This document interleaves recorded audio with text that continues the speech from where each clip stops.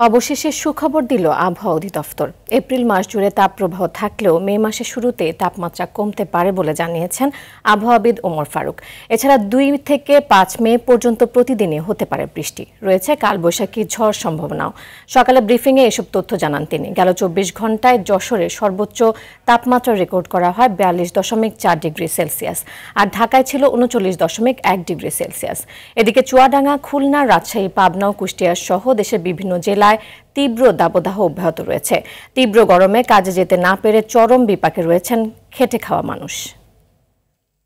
পুরো এপ্রিল মাস জুড়ে যে তাপপ্রবাহের যে অস্বস্তিকর অবস্থা, এটা বিরাজ করার সম্ভাবনা রয়েছে এবং মে মাসের শুরুতে অর্থাৎ 2 তারিখ থেকে সারা দেশেই তাপমাত্রা কমে গিয়ে সেটা কোথাও কোথাও 2-3 ডিগ্রি সেলসিয়াস পর্যন্ত কমে গিয়ে সহনীয় পর্যায়ে চলে আসার সম্ভাবনা রয়েছে। অর্থাৎ মে মাসের শুরুতেই কোথাও কোথাও বৃষ্টি, বজ্রবৃষ্টি এবং কালবৈশাখী ঝড়ের সম্ভাবনা রয়েছে।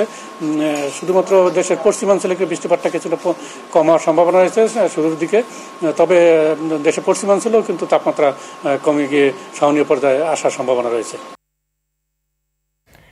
দর্শক, দাবদাহের রাজধানী জনজীবনের পরিস্থিতি জানাতে হাতিরঝিল থেকে সরাসরি যোগ দিচ্ছেন সহকর্মী দীপ্ত চন্দ্র পাল। দীপ্ত, তীব্র দাবদাহে শ্রমজীবী মানুষের আয় রোজগারে কি প্রভাব দেখছেন? এছাড়া স্বাস্থ্য সচেতনতায় চিকিৎসকরা কি বলছেন, জানাবেন আমাদের। যেমনটি বলছিলেন, তীব্র তাপদাহ কিন্তু বাংলাদেশে কিন্তু অতি তীব্র তাপদাহে পরিণত হচ্ছে, এমনটি কিন্তু জানিয়েছেন আবহাওয়া অধিদপ্তর। তো আমরা সকাল থেকেই ঘুরে দেখেছি, সেখানে কিন্তু দেখেছি সবচেয়ে ভোগান্তিতে আসছে খেটে খাওয়া মানুষ।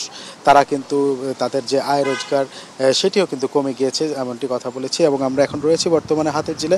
এখানে আপনি দেখতে পাচ্ছেন যে অনেক মানুষই কিন্তু আসলে এই যে গাছের তলায় একটু ছায়ার জন্য এসেছেন, এবং এখানে যারা রয়েছেন তাদের সঙ্গে যারা কথা বলেছি তারা কিন্তু তাদের কাজকর্ম ফেলেই আসলে অতিরিক্ত গরম সহ্য করতে না পেরেই কিন্তু বাসা থেকে এই স্থানটিতে এসে দাঁড়িয়েছেন একটু ছায়ার খোঁজে। একটু বলে রাখি, এই যে এত তীব্র তাপদাহর যে মূল কারণ হিসেবে বিশেষজ্ঞরা বলছেন, আমাদের দেশে যে গাছের সংখ্যা সেটি কিন্তু অনেকটাই কম, এবং গাছ কেটে ফেলা এবং জলাশয় ভরাট করাই কিন্তু এই তাপদাহের অন্যতম কারণ। তো এই জলাশয় এবং এই গাছের পরিমাণ কিন্তু ঢাকা শহরে অনেকটাই কম, এবং যেখানেই রয়েছে সেখানেই কিন্তু মানুষ একটু অবস্থানের জন্যই যাচ্ছেন।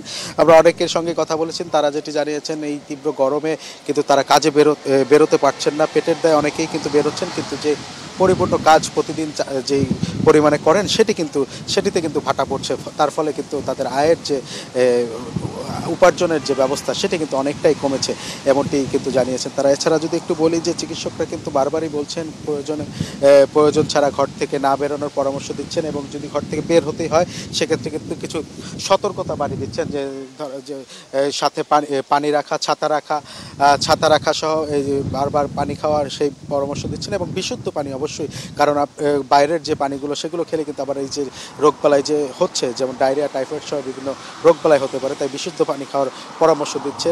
আর আবহাওয়া অধিদপ্তর কিন্তু এপ্রিল মাসের জন্য সুখবর না দিতে পারলেও কিন্তু মে মাসে 2 তারিখ থেকে 5 তারিখ পর্যন্ত টানা বৃষ্টি হবে, সেই সঙ্গে কালবৈশাখী ঝড় হবে এমনটি পূর্বাভাস দিচ্ছেন। তো মে মাসে কিছুটা তাপমাত্রা কমতে পারে। তো নীরা, এই ছিল হাতিরঝিল থেকে তাপপ্রবাহের সবশেষ তথ্য। নীরা।